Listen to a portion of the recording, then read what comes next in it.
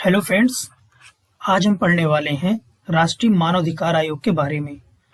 इस टॉपिक को हम 5 पॉइंट में कवर करेंगे, जिसमें हम सबसे पहले बात करेंगे परिचय की, फिर संरचना, कार्य एवं शक्तियाँ, प्रमुख धाराएं, लास्ट में देखेंगे अन्य महत्वपूर्ण तथ्य। ठीक है, चलिए टॉपिक स्टार्ट करेंगे। सबसे पहले बात करेंगे परिचय की। राष्ट्रीय मानवाधिकार आयोग एक सांविधिक निकाय है जिसका गठन संसद में पारित अधिनियम के अंतर्गत हुआ था, जिसका नाम था मानव अधिकार संरक्षण अधिनियम 1993। पहले तो हम बात करते हैं ये मानव अधिकार होते क्या हैं।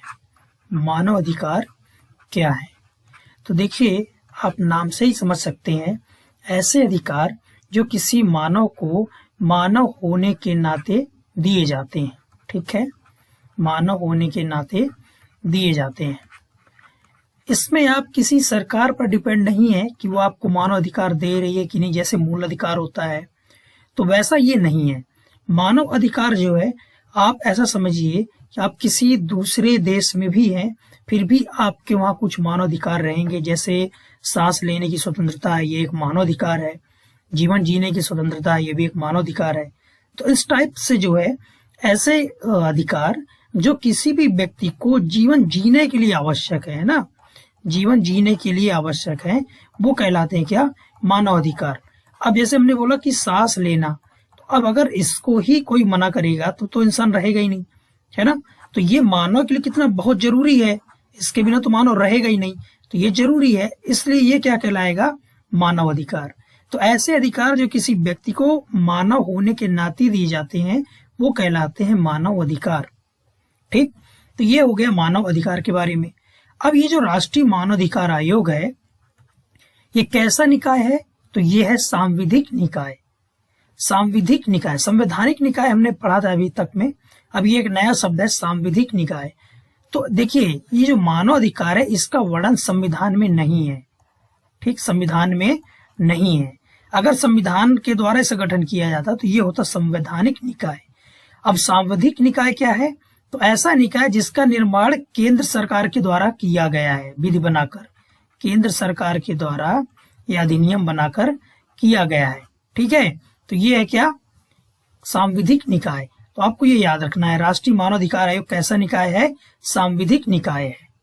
ठीक, जिसका गठन संसद में पारित अधिनियम के अंतर्गत हुआ था, और ये जो अधिनियम था, इसका नाम था मानवाधिकार संरक्षण अधिनियम 1993। तो आपको इसका पूरा नाम याद रखना है। ठीक, चलिए अब दूसरा पॉइंट आप देख रहे हैं, इस अधिनियम को 2006 एवं 2019 में संशोधित किया गया है। याद रखिएगा, 2 बार संशोधित किया गया है मानवाधिकार अधिनियम को, एक तो 2006 में और एक 2019 में, ये आपको याद रखना है। फिर इस आयोग में 8 अध्याय तथा 43 धाराएं हैं। कितने अध्याय इसमें? तो 8, धाराएं कितनी है? तो 43। ये चीजें आपको याद रखनी है मानवाधिकार के परिचय के बारे में। एक बार फिर से समझिए, मानवाधिकार क्या होता है? तो मानवाधिकार वैसा अधिकार है जो किसी भी मनुष्य को मानव होने के नाते दिया जाता है, वो जरूरी है। ठीक, उसके बिना तो वो इंसान मानव रहेगा ही नहीं। ओके, तो ये आपको याद रखना, मानवाधिकार ऐसे अधिकार हैं जो किसी मानव को मानव होने के नाते मिलते हैं।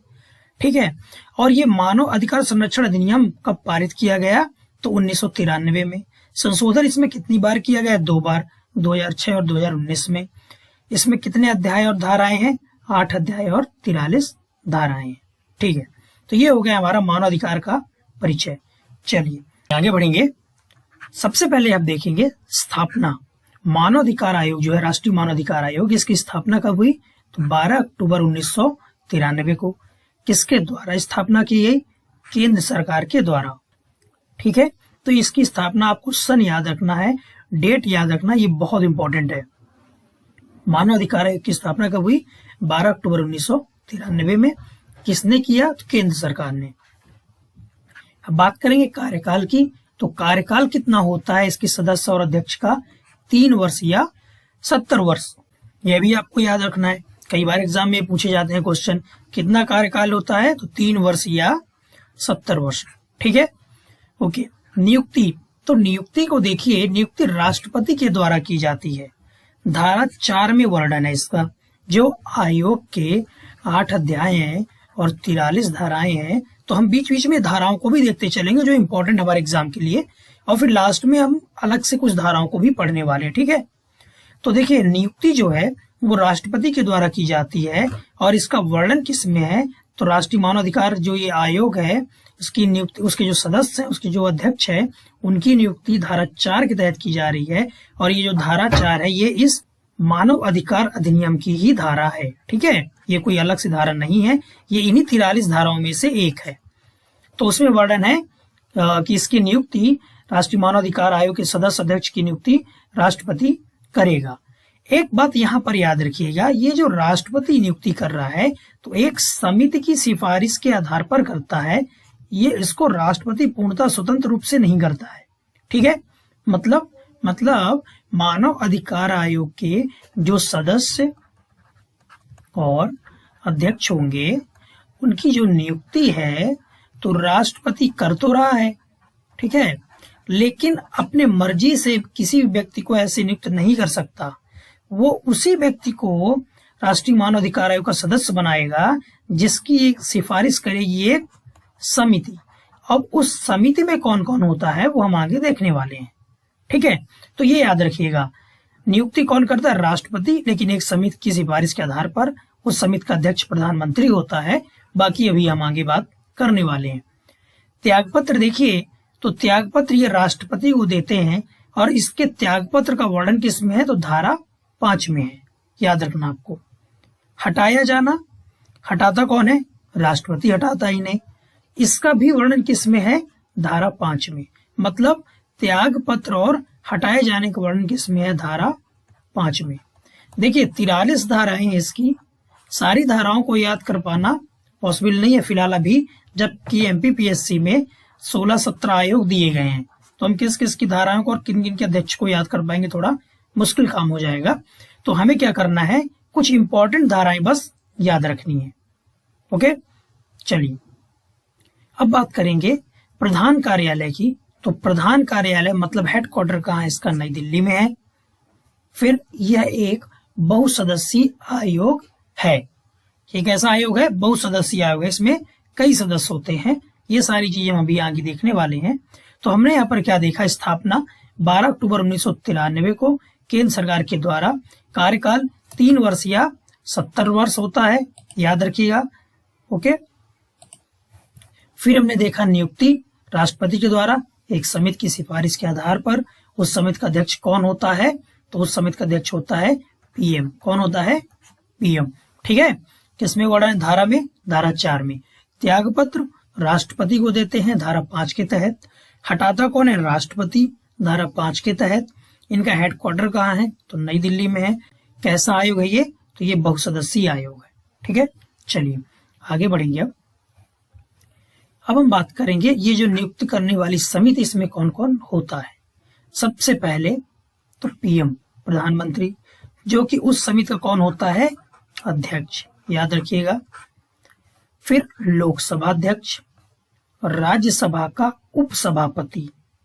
अब यहाँ पर लोकसभा का अध्यक्ष है, तो यहाँ पर कौन है, देख रहे हैं आप, राज्यसभा का उपसभापति, ठीक है। इसमें राज्यसभा का सभापति नहीं शामिल होता है, ये याद रखिएगा। केंद्रीय गृह मंत्री, लोकसभा में विपक्ष का नेता, राज्यसभा में विपक्ष का नेता। कुल कितने लोग होते हैं उसमें, 6 सदस्य होते हैं। मतलब राष्ट्रीय मानवाधिकार आयोग के सदस्य अध्यक्ष की जो नियुक्ति करने वाली समिति है उसमें जो सदस्य होते हैं कितने होते हैं, टोटल 6 लोग होते हैं, ठीक। फिर ये किसी व्यक्ति का नाम सिफारिश किसको देंगे, प्रेसिडेंट को, राष्ट्रपति को, फिर उसकी राष्ट्रपति नियुक्ति करेगा, ठीक। तो ये आपको याद रखना है। और यहाँ पर एक बात याद रखिएगा कि राज्यसभा का उपसभापति शामिल होता है, ना कि सभापति। यहीं पर कंफ्यूजन होता है, ठीक। तो ये आपको याद रखना है। तो अब हम बात करेंगे अध्यक्ष की योग्यता की। सर्वोच्च न्यायालय का मुख्य न्यायाधीश या अन्य न्यायाधीश बन सकते हैं राष्ट्रीय मानवाधिकार आयोग के अध्यक्ष, ठीक है। ये जो 2019 लिखा हुआ है इसको ऐसे समझिए, 2019 के पहले सर्वोच्च न्यायालय का जो मुख्य न्यायाधीश होता था वो बनता था कौन? राष्ट्रीय मानवाधिकार आयोग का अध्यक्ष। लेकिन 2019 में जो संशोधन हुआ, हमने पीछे बात की थी कि संशोधन 2 बार हो चुका है, एक तो 2006 में और एक 2019 में। तो जो 2019 में संशोधन हुआ उसमें इस बात को भी जोड़ दिया गया कि अब जो अध्यक्ष है वो सुप्रीम कोर्ट का जो न्यायाधीश है वह भी बन सकता है। मतलब सुप्रीम कोर्ट का जो मुख्य न्यायाधीश है वो भी अध्यक्ष बन सकता है या अन्य न्यायाधीश भी अध्यक्ष बन सकते हैं। ठीक, चलिए बात करेंगे वेतन भत्ते एवं सेवा शर्तें। ये सभी केंद्रीय सरकार द्वारा निर्धारित की जाते हैं, ये बात आपको याद रखना है, वेतन भत्ते और सेवा शर्तें। ठीक है, आगे बात करेंगे प्रवृत्त हुआ कब ये आयोग, तो याद रखिएगा 28 सितंबर 1993 को, डेट बहुत इंपॉर्टेंट है। आयोग में नियुक्त सदस्य, इसमें नियुक्त सदस्य और पदेन सदस्य 2 तरह के सदस्य होते हैं। ठीक है, मानवाधिकार आयोग में एक तो नियुक्त हो गए और हो गए एक पदेन सदस्य। ठीक, अभी आगे इनको पढ़ने वाले हैं अलग से। तो ये जो नियुक्त सदस्य है इनकी टोटल संख्या होती है 5 सदस्य और एक अध्यक्ष। टोटल ये हो गए कितने लोग? इसमें 6 लोग जिन्हें नियुक्त किया जाता है। और जो पदेन सदस्य होते हैं वो होते हैं 7। कितने होते हैं? 7। तो ये संख्या याद रखना आपको, मानवाधिकार आयोग में पदेन सदस्यों की संख्या कितनी होती है? तो 7 होती है। और मानवाधिकार आयोग में नियुक्त सदस्यों की संख्या कितनी होती है? तो 5 होती है और अध्यक्ष सहित 6 होते हैं लोग। ठीक है, चलिए आगे इसके बारे में बात कर रहे हैं। अब रिपोर्ट किसको दे रहा है? ये केंद्र सरकार को। मानवाधिकार आयोग, राष्ट्रीय मानवाधिकार आयोग अपनी रिपोर्ट किसको देता है? याद रखिएगा, ऐसे क्वेश्चन एग्जाम में मिलते हैं, तो ये देता है केंद्र सरकार को। ठीक है, ओके। अब बात करेंगे सदस्यों के बारे में। इसमें बहुत ज्यादा कंफ्यूजन हो जाता है, जिसको बहुत अच्छे समझने की जरूरत है। सदस्य देखिए 2 तरह के सदस्य होते हैं, मैंने आपको बताया। एक तो होते हैं नियुक्त और दूसरे होते हैं पदेन सदस्य। नियुक्त सदस्य जिनका जो नियुक्ति है वो समिति करती है, जिसका अध्यक्ष प्रधानमंत्री होता है। ठीक है, तो अब वो कौन कौन से हो सकते हैं? टोटल संख्या हमने इसके बारे में बात की थी पीछे, 5 होती है सदस्यों की, नियुक्त सदस्यों की।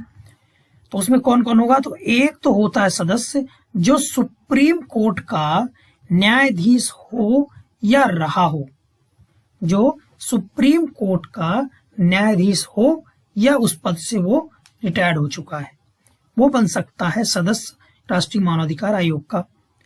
और उसकी जो नियुक्ति है वो चीफ जस्टिस ऑफ इंडिया के परामर्श से की जाती है, मतलब सर्वोच्च न्यायालय के मुख्य न्यायाधीश के परामर्श से की जाती है।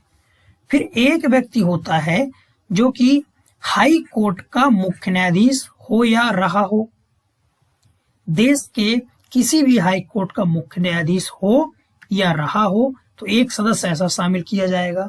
और इसकी भी जो नियुक्ति है वो सीजेआई के परामर्श से की जाती है। ठीक है, और 3 सदस्य ऐसे होते हैं जिसमें कम से कम एक महिला होना चाहिए। वो 3 सदस्य ऐसे होते हैं जो मानवाधिकार के विशेषज्ञ होते हैं, उनके ज्ञाता होते हैं।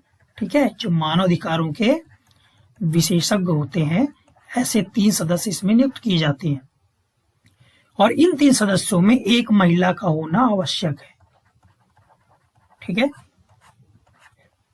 तो ये हो गए नियुक्त होने वाले सदस्य। पदेन सदस्य की बात करेंगे, कुल कितने होते हैं? 7 होते हैं। पिछड़ा वर्ग आयोग, राष्ट्रीय अल्पसंख्यक आयोग, राष्ट्रीय बाल अधिकार संरक्षण आयोग, राष्ट्रीय अनुसूचित जाति आयोग, अनुसूचित जनजाति आयोग, राष्ट्रीय महिला आयोग के अध्यक्ष तथा दिव्यांग जनों के लिए मुख्य आयुक्त भी इसके सदस्य होंगे। पदेन सदस्य हुए कौन? ऐसे समझिए, जो व्यक्ति राष्ट्रीय पिछड़ा वर्ग आयोग का अध्यक्ष बनेगा वो ऑटोमेटिक राष्ट्रीय मानवाधिकार आयोग का पदेन सदस्य बन जाएगा, मतलब सदस्य बन जाएगा। जो व्यक्ति राष्ट्रीय अल्पसंख्यक आयोग का अध्यक्ष बनेगा वो ऑटोमेटिक जो है सदस्य कहलाएगा, किसका? राष्ट्रीय मानवाधिकार आयोग का। ये होते हैं पदेन सदस्य। ठीक है ना, ये आपको याद रखना। जैसे उपराष्ट्रपति पदेन सभापति हो गया राज्यसभा का, वैसा होता है। ठीक है, चलिए, तो यहां पर ये आपको याद रखना है पदेन सदस्य होते हैं 7, नियुक्त सदस्य होते हैं 5 और पदेन सदस्य में कौन कौन आएंगे इन सभी को आपको याद रखना है। ठीक है, चलिए आगे बढ़ेंगे। अब हम बात करेंगे कार्य एवं शक्तियों की। पहला कार्य देखिए, संविधान के उन प्रावधानों का क्रियान्वयन करना जिनमें मानव अधिकारों का उल्लेख है। दूसरा कार्य, मानव अधिकारों के हनन की जांच करना। तीसरा, कोई भी व्यक्ति मानव अधिकारों के हनन की शिकायत राष्ट्रीय मानवाधिकार आयोग के सामने कर सकता है, जिसे आयोग द्वारा हल करने का प्रयत्न किया जाएगा। ठीक है, आयोग का कार्य मानवाधिकार के संदर्भ में जागरूकता पैदा करना है। आप इसके नाम से ही समझ रहे हैं मानवाधिकार से संबंधित ये काम कर रहा है, पर फिर भी अपन एक बार जल्दी से देख लेते हैं। संबंधित अनुसंधान को बढ़ावा देना, मतलब मानवाधिकारों से संबंधित जो अनुसंधान होंगे उनको बढ़ावा देना, और मानवाधिकार से संबंधित विभिन्न अंतर्राष्ट्रीय संधियों को लागू करना। ओके, फिर आयोग का कार्य सरकार की एजेंसियों की सहायता लेकर किया जाता है। ठीक है, जो आयोग होता है मानवाधिकार आयोग, ये अपने जो कार्य है वो सरकार की एजेंसियों की सहायता लेकर करता है। तो बहुत सिंपल से हैं इसके कार्य, इसमें कोई बहुत ऐसा चीज नहीं है। तो अब हम बात करेंगे धाराओं के बारे में। देखिए, राष्ट्रीय मानवाधिकार आयोग जो है उसमें 8 अध्याय हैं, है ना।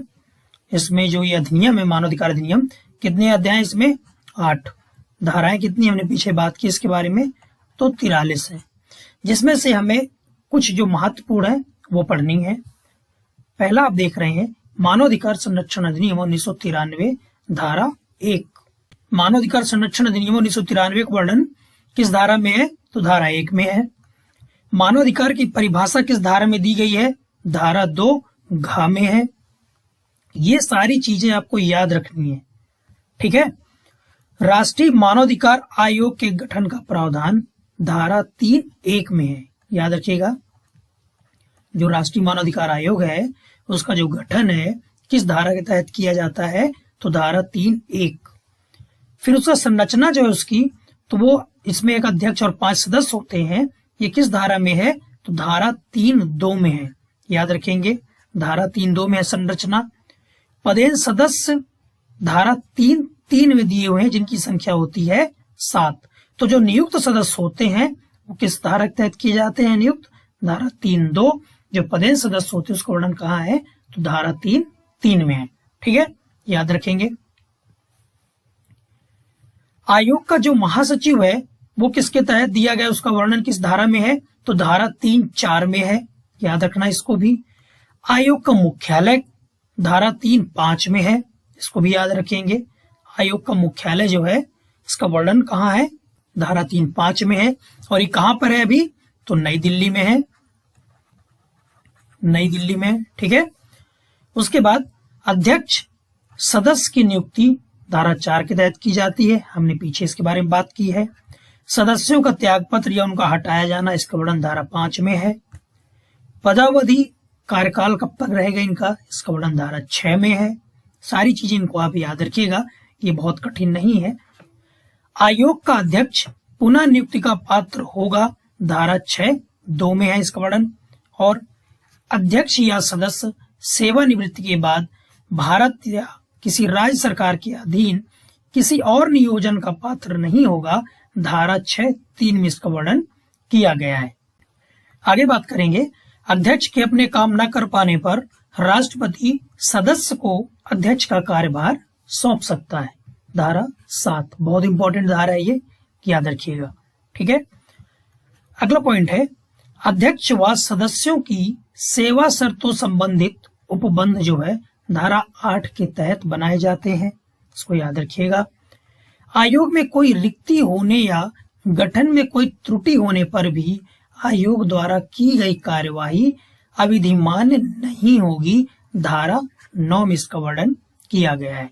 मतलब ये है कि अगर आयोग में कोई रिक्ति है, कम सदस्य उपस्थित हैं, ठीक है, तो और आयोग ने कोई डिसीजन लिया है, कोई कार्रवाई की है, तो वो जो है ऐसा नहीं है कि हम उसको अमान्य घोषित कर दें या ना माने, वो भी मान्य होगी। तो इसका वर्णन किसमें है? धारा 9 में है। फिर राष्ट्रीय मानवाधिकार आयोगों के कार्यों का उल्लेख किस धारा में किया गया है? तो धारा 12 में है। याद रखिएगा, कार्यों का उल्लेख किसमें है? धारा 12 में है। आयोग की जांच से संबंधित शक्तियों का प्रावधान किसमें है? धारा 13 में है। इन सबको आपको याद रखना है। अब अगला पॉइंट है, आयोग केंद्र तथा राज्य के अन्वेषण अधिकरण व अधिकारी की सेवा ले सकता है। धारा 14 में इसका वर्णन किया गया है। आगे बात करेंगे, आयोग को मानव अधिकारों के अतिक्रमण की शिकायतों की जांच करने का अधिकार प्राप्त है। धारा 17 के तहत इसका वर्णन किया गया है।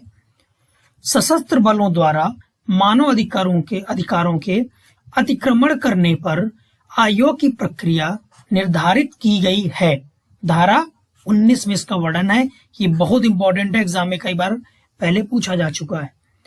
फिर आयोग की वार्षिक और विशेष रिपोर्ट सौंपे जाने संबंधी प्रावधान धारा 20 में है। यह भी इंपॉर्टेंट, आपको याद रखना चाहिए। और राज्य मानवाधिकार आयोग जो है उसका जो गठन है धारा 21 के तहत किया जाता है। वेरी वेरी इंपॉर्टेंट, बहुत इंपॉर्टेंट है ये। ठीक, राज्य मानवाधिकार आयोग का गठन जो है धारा 21 के तहत किया जाता है। चलिए आगे बढ़ेंगे। अब राज्य मानवाधिकार आयोग के सदस्यों व अध्यक्ष की नियुक्ति राज्यपाल के द्वारा की जाती। धारा 22 इंपॉर्टेंट है, इसको भी याद रखना आपको। ठीक है ना। देखिए हम यहाँ पर तो जो है राज्य मानवाधिकार आयोग की जो महत्वपूर्ण धाराएं हैं उससे जुड़ी हुई उनको भी देखना है। ठीक है। फिर राज्य आयोग के सदस्य व अध्यक्ष के त्यागपत्र पद से हटाए जाने का प्रावधान धारा 23 में है। याद रखेंगे, इंपॉर्टेंट है ये भी।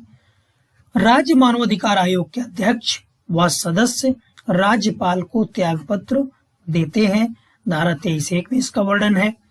और राज्य मानवाधिकार आयोग के अध्यक्ष की पदावधि जो है वह भी 3 वर्ष और 70 वर्ष होती है। धारा 24(1) में इसका वर्णन है। फिर राज्य आयोग के वेतन भत्ते आदि सेवा शर्तें राज्य सरकार द्वारा निर्धारित किए जाएंगे। धारा 26 में इसके वर्णन किया गया है। ठीक है। आगे बात करेंगे तो राज्य आयोग मतलब राज्य मानवाधिकार आयोग राज्य सरकार को रिपोर्ट देगा धारा 28(1) के तहत। फिर राज्य सरकार उच्च न्यायालय के मुख्य न्यायाधीश की सहमति से प्रत्येक जिले के किसी सेशन न्यायालय को मानवाधिकार न्यायालय के रूप में विनिर्दिष्ट कर सकेगी। धारा 30 बहुत इंपॉर्टेंट है, कई बार एग्जाम में पूछा जा चुका है ये। तो धारा 30 क्या कहती है कि राज्य सरकार हाई कोर्ट के मुख्य न्यायाधीश की मदद से सहमति से प्रत्येक जिले के किसी सेशन न्यायालय को मानवाधिकार न्यायालय के रूप में विनिर्दिष्ट कर सकेगी। मतलब सेशन न्यायालय को मानवाधिकार न्यायालय बना सकेगी, वो मानवाधिकार न्यायालय का भी काम करेगा। ठीक है। तो ये आपको याद रखना, धारा 30 में इसका वर्णन है, कई बार एग्जाम में पूछा गया है। ये भी बहुत महत्वपूर्ण पॉइंट है ये कि राज्य सरकार प्रत्येक मानवाधिकार न्यायालय के लिए एक लोक अभियोजक नियुक्त कर सकेगी। धारा 31 में इसका वर्णन है और यह भी कई बार एग्जाम में पूछा जा चुका है। और ये जो लोक अभियोजक होगा इसकी योग्यता होगी वो क्या होनी चाहिए? तो 7 वर्ष का अधिवक्ता के रूप में विधि व्यवसाय का अनुभव। जिस व्यक्ति को 7 वर्ष का अधिवक्ता के रूप में अनुभव होगा उसे वो नियुक्त कर सकेगी राज्य सरकार क्या? लोक अभियोजक। ये आपको याद रखना है। किस वर्णन धारा में वर्णन इसका? तो 31 में है। ये कई बार एग्जाम में पूछा गया है। फिर आयोग को केंद्र सरकार द्वारा अनुदान दिया जाएगा धारा 32 के तहत और राज्य सरकार द्वारा अनुदान दिया जाएगा धारा 33 के तहत। देखिए जहां जहां भी इस आयोग में आपने राष्ट्रपति पढ़ा है, राष्ट्रीय मानवाधिकार आयोग की हम बात कर रहे हैं, ठीक है, और राज्य आयोग की हम बात करें एक तरफ, तो जहां जहां आपने राष्ट्रपति पढ़ा है वहां पर आपको राज्य मानवाधिकार आयोग में राज्यपाल को रख लेना है। धाराएं तो मैंने बताई दी जो इंपॉर्टेंट है ना। फिर जहां जहां हमने केंद्र सरकार पढ़ा है राष्ट्रीय मानवाधिकार के संदर्भ में, वहां वहां आपको राज्य जब आप पढ़ते हो तो रख लेना आपको क्या? राज्य सरकार। ओके, तो आपको ये समझ में आएगा कि लगभग दोनों चीजें ये सेम ही है, बस धाराओं का अंतर है। धाराएं आपको याद कर लेनी है। ठीक है, तो चलिए अब आगे बढ़ेंगे। राष्ट्रीय मानवाधिकार आयोग की संपरीक्षा धारा 34 में इसका वर्णन है और राज्य आयोग के लेखों की संपरीक्षा धारा 35 में इसका वर्णन किया गया है।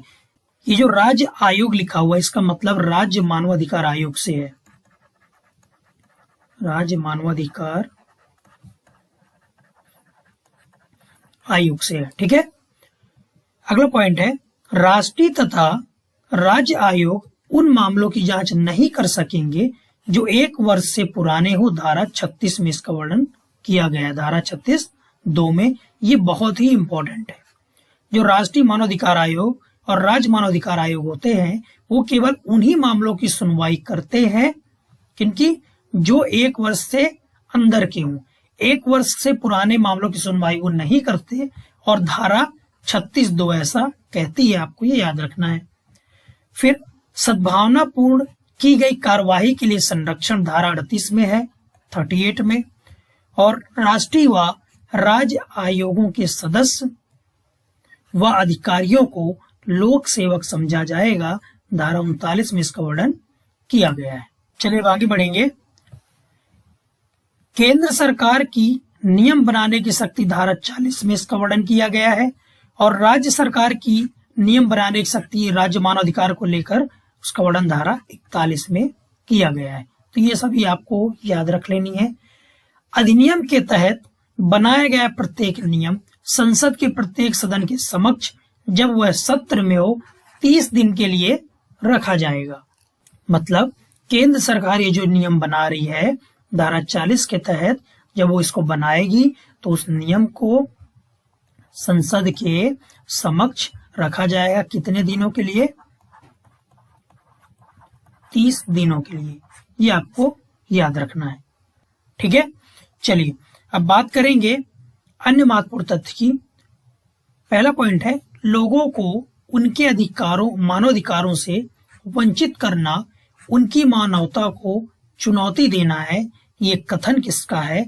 तो नेल्सन मंडेला का कथन है, याद रखिएगा, बहुत इंपॉर्टेंट है ये। फिर आयोग को सिविल न्यायालय जैसी शक्तियां प्राप्त हैं। कैसी? सिविल न्यायालय के जैसी। ठीक है, राष्ट्रीय मानवाधिकार आयोग को अनुदान कौन देता है? केंद्र सरकार।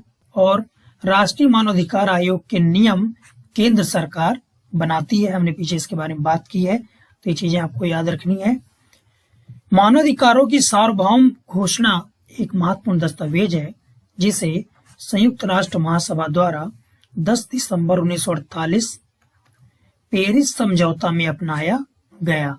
याद रखिएगा, ये जो दस्तावेज है इसको कब अपनाया गया? पेरिस समझौता में 10 दिसंबर 1948 को इम्पोर्टेंट डेट है ये। फिर 1991 में पेरिस में हुई संयुक्त राष्ट्र की बैठक ने सिद्धांतों के एक समूह जिन्हें पेरिस सिद्धांतों के नाम से जाना जाता है तैयार किया। कब? 1991 में। यह भी इम्पोर्टेंट सन है, ये याद रखना आपको। मानवाधिकार परिषद जो है यह परिषद संयुक्त राष्ट्र महासभा में चुने गए 47 सदस्य देशों से मिलकर बनती है। इसका गठन 15 मार्च 2006 को संयुक्त राष्ट्र महासभा के प्रस्ताव के द्वारा किया गया है। तो ये बहुत इंपॉर्टेंट आपको याद रखना है। जो मानव अधिकार परिषद है कितने सदस्य देशों को मिलकर बनती है? तो 47। इसका गठन कब किया गया? तो 15 मार्च सन 2006 को।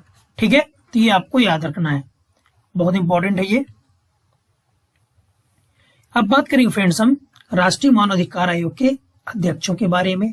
सबसे पहले अध्यक्ष रहे रंगनाथ मिश्रा, बहुत इंपॉर्टेंट है, इनका नाम पूछा जा चुका है एग्जाम में। फिर दूसरे रहे MN वेंकट चिलैया। तीसरे रहे JS वर्मा। चौथे AS आनंद। पांचवें राजेंद्र बाबू। छठवें KG बालाकृष्णन। सातवें रहे अचल दत्तू।